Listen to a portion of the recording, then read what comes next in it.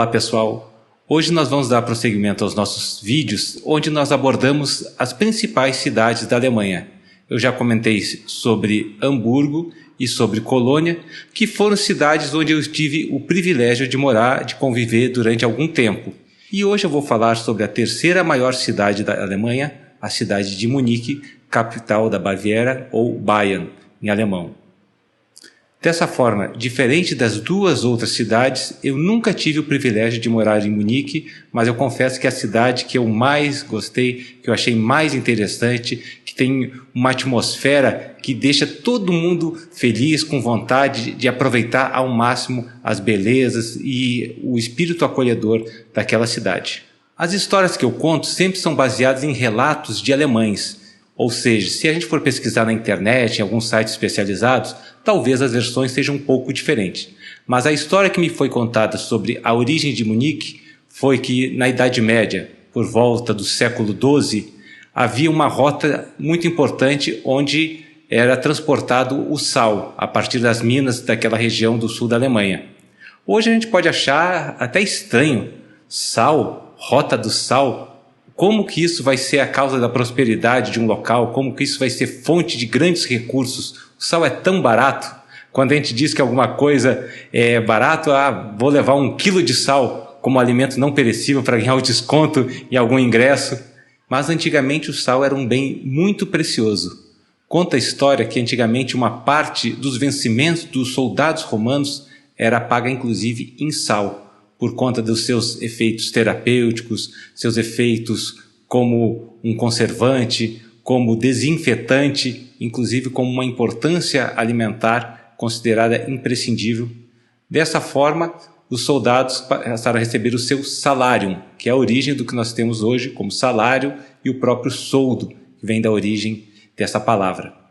E havia até uma expressão que falava, olha, o soldado era muito ruim, o superior falava para ele, você não vale o sal que come.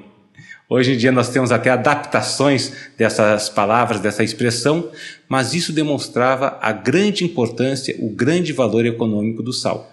Bom, nessa rota do sal ao sul da Alemanha, havia uma única ponte sobre o rio Isar, que permitia que fosse feito o transporte da mercadoria do norte para o sul da Alemanha, e essa ponte ela era controlada pelo bispo daquela região, bispo da Baviera, ou da Bavária, ou de Bayern, e ele cobrava, naturalmente, um pedágio. Outras pessoas importantes, mercadores de sal, até alguns nobres, julgaram que eles estavam sendo explorados e que era necessário construir uma nova ponte. E foi construída uma nova ponte, e a cidade foi então crescendo como uma colônia, como uma província junto ao rio. Com o tempo, para garantir a segurança, a cidade foi murada e foi estabelecido um portão junto ao rio. E ele existe até hoje, é chamado de Isartor, ou Portão do Rio Isar, e ele marca o início do centro histórico da cidade de Munique. Também por segurança foi determinado que após o pôr do sol, nenhuma caravana poderia ingressar na cidade, nenhum mercador poderia transitar em direção ao norte. Eles deveriam pernoitar fora da cidade e aí no dia seguinte, com o nascer do sol, eles poderiam prosseguir na sua viagem ou então negociar dentro da cidade. Quem conhece a Alemanha, particularmente no sul da Alemanha, no inverno o sol nasce por volta de 9, 9h30 e já 16, 16h15 já está se pondo, ou seja, um período muito grande sem sol, onde essas caravanas, esses mercadores, tiveram que ficar aguardando fora da cidade.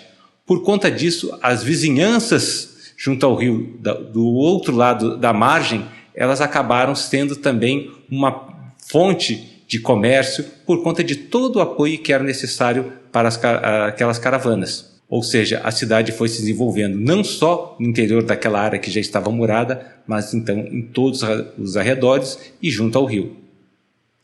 Com a evolução, com a criação do reino da Bavária como um reino forte, um reino bem estruturado, a cidade também foi crescendo, tornando-se então a capital deste reino.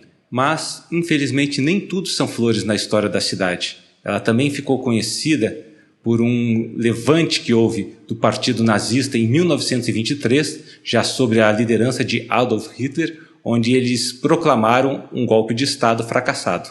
Por conta disso, Hitler foi preso, passou um período na prisão, onde escreveu inclusive o livro pelo qual ele foi mais conhecido, mas isso ficou como uma marca. A origem do Partido Nacional Socialista ou nazista na Alemanha foi em Munique.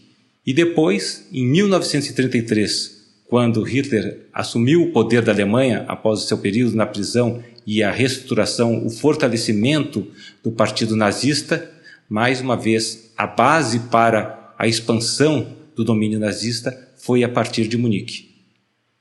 O primeiro campo de concentração, localizado em Dachau, fica a aproximadamente 16 quilômetros do centro de Munique, também foi mais uma marca negativa para a história dessa cidade.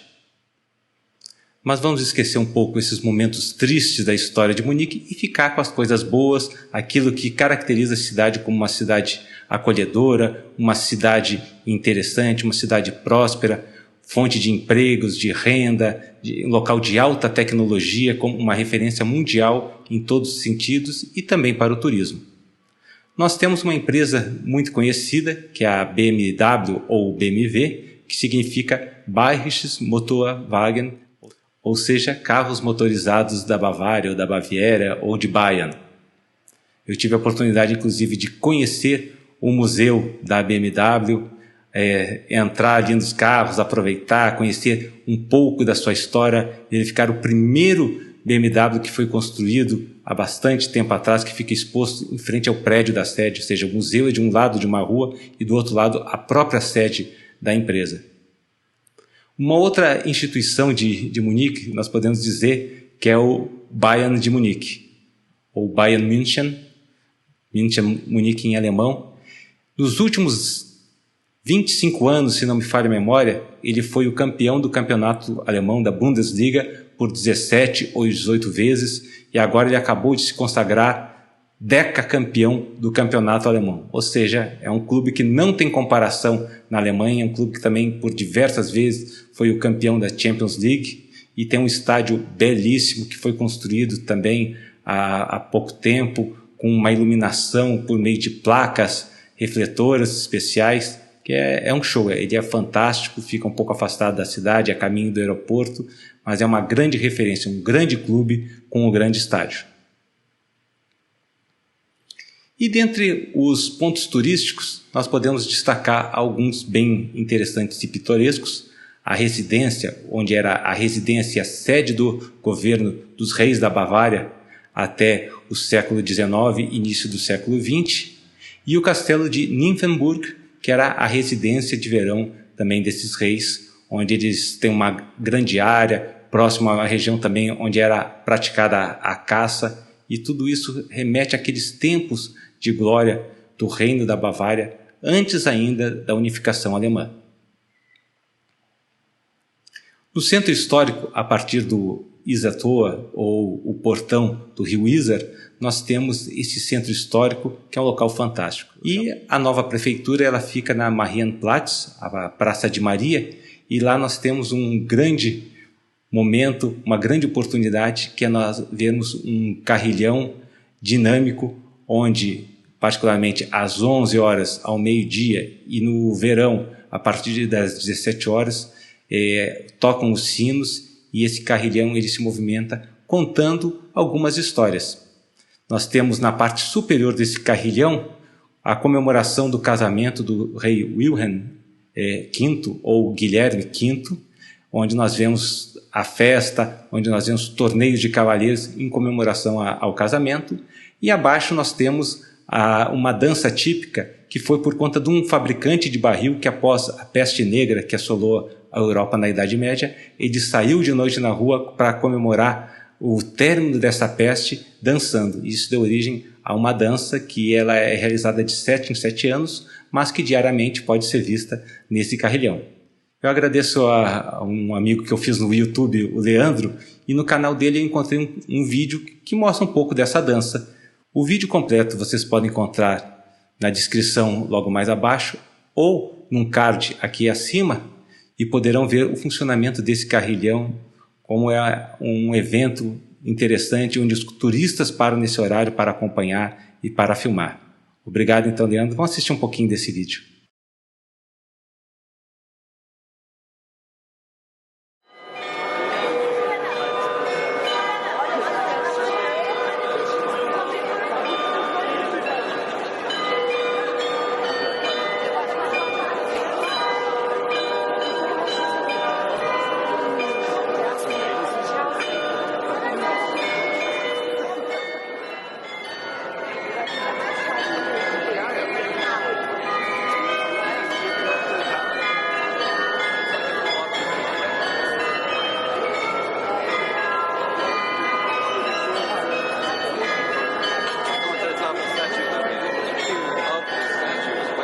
Nós teríamos muitos outros pontos turísticos, culturais, podemos falar sobre os polos de tecnologia, desenvolvimento, de referência, mas eu quero destacar um ponto interessante em relação à Ópera de Munique. Após a Segunda Guerra Mundial, ela foi totalmente destruída e a população se uniu, fizeram literalmente uma vaquinha para reconstruir essa ópera. E a cidade falou, nós não podemos ficar sem a nossa referência cultural. Estamos vendo períodos difíceis, períodos de escassez, períodos de hiperinflação, uma série de dificuldades agora na reconstrução da Alemanha, uma vergonha, uma humilhação que nós passamos. Nós precisamos também ter acesso à cultura e lazer. Nós queremos a nossa ópera de volta. Eu tive a oportunidade na viagem que eu fiz juntamente com a Escola de Comando do Estado-Maior, apenas com o Exército, de participar, de assistir uma ópera. Então, realmente fantástica, reconstruída com recursos da própria população. E aí nós vimos também a maneira como eles encaram um espetáculo ou um compromisso. Vamos supor que a ópera comece, ou qualquer espetáculo, às 7 horas. Uma hora e meia antes, já é o horário para a entrada. Isso já vem escrito no ingresso. A ópera 19 horas, iniciando o espetáculo, 18 horas já está liberado para a entrada.